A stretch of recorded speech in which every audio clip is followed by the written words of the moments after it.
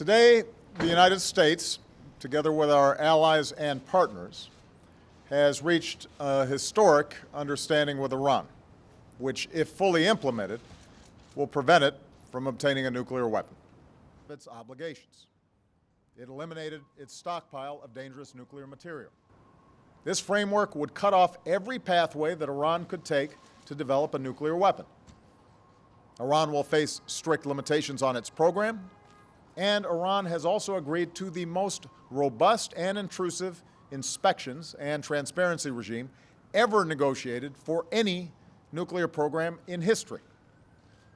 So this deal is not based on trust. It's based on unprecedented verification. And nothing is agreed to until everything is agreed. But with this deal, Iran will face more inspections than any other country in the world. So this will be a long-term deal that addresses each path to a potential Iranian nuclear bomb. There will be strict limits on Iran's program for a decade. Additional restrictions on building new facilities or stockpiling materials will last for 15 years. The unprecedented transparency measures will last for 20 years or more. Indeed, some will be permanent.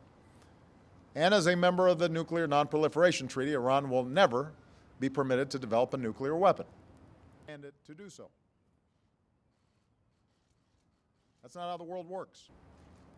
In return for Iran's actions, the international community has agreed to provide Iran with relief from certain sanctions.